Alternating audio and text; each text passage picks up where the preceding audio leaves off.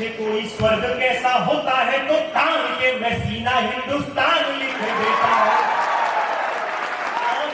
गोलियों के आगे सीना तान के खड़े रहे थे, हाथ से तिरंगा छोड़ते नहीं थे लाडले।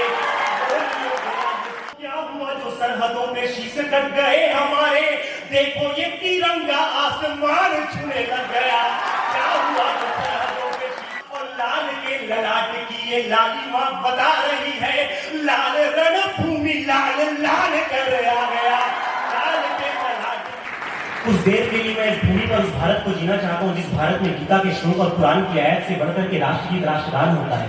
कुछ देर के लिए मैं इस भूमि पर उस भारत को जीना चाहता हूँ जिस भारत में मजहब के झंडे से बढ़कर तिरंगा होता है।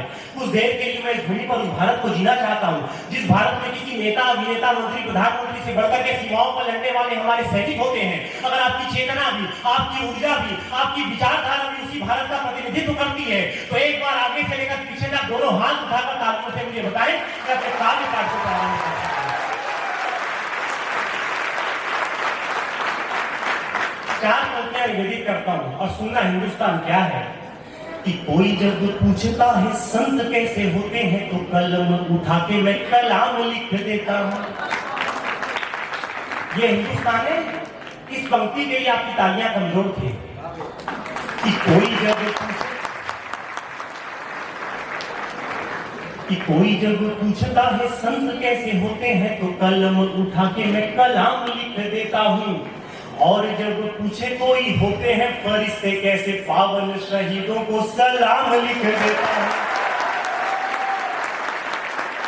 और जब पूछे कोई होते हैं फरिश्ते कैसे पावन शहीदों को सलाम लिख देता हूं। कि पुण्य कर्म में प्रथम कर्म जब पूछे कोई सीमाओं के प्रहरी के काम लिख देता हूं। और जब पूछे कोई स्वर्ग कैसा होता है तो तान के मैं सीना हिंदुस्तान लिख देता हूं। और जब पूछे कोई स्वर्ग कैसा होता है तो तान के मैं हिंदुस्तान लिख देता हूं। यह देश भारतीय जनता पार्टी का घोषणा पत्र नहीं है। यह देश भारतीय राष्ट्रीय कांग्रेस का घोषणा पत्र नहीं है। जब एक मां अपने जिगर के टुकड़े को सरहद पर आतंक की हवाओं के बीच भेजती तब इस देश का निर्माण होता है। जब एक हरिबर थप्पा अपने आप को 35 फीट बर्फ के नीचे इसलिए दबा लेता है कि आकाश की अनंत ऊंचाइयों पर तिरंगा लहराता रहे तब इस राष्ट्र का निर्माण होता है। मैं चार पंक्तियां पढ़ता हूं कि शीश को कटाने और काटने का प्रण लिया, कि शीश को कटाने और काटने का प्रण लिया, प्रण किसी हाल तोड़ते नहीं थे लाडले। और युद्ध बीच सिंह सीधा हाड़ मारते सपूत, कदमों को कभी मोड़ते नहीं थे लाडले। कि वीरता के नए प्रतिमान गढ़ते रहे हैं और कायरता कभी ओढ़ते नहीं थे लाडले। कि गोलियों के आगे सीना तान के खड़े रहे थे, हाथ से तिरंगा छोड़ते नहीं थे लाडले। गोलियों के आगे सीना तान के खड़े रहे थे, हाथ से तिरंगा छोड़ते नहीं थे लाडले। गोलियों के आगे हमने देखा है, हम उन सौभाग्यशाली पीढ़ी में से जो इस दौर को जी पा रहे हैं। बरसते मौत की कोई गवाही छू नहीं पाई। रूस और यूक्रेन का युद्ध चल रहा है।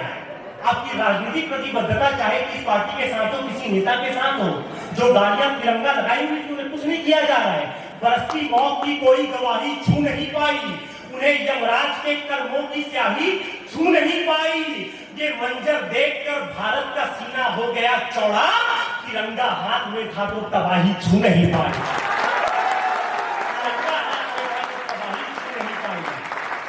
ये हम इस दौर में जी रहे हैं कि सिर्फ इतिहास वाली गौरव की बात नहीं, कि सिर्फ इतिहास वाली गौरव की बात नहीं, वर्तमान का भी ये प्रमाण छूने लग गया।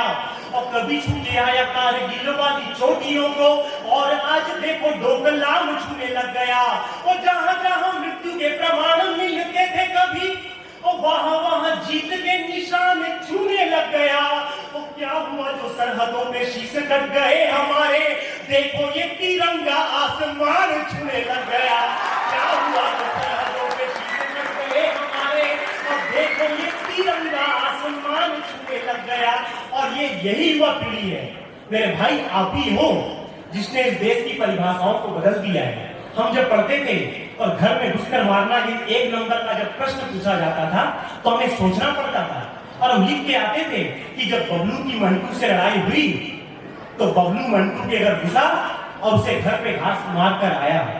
लेकिन ये दौर है जिसपे जब पूछा जाता है कि घर पे घुसकर मारना किसे कहते हैं, तो एक बच्चा लिखता है कि जब हमारे सैनिकों पर हमला होता है तो भारत माँ का एक बेटा अभिनंदन जाता है और पाकिस्तान को उसके घर में घुसकर मारकर आता है।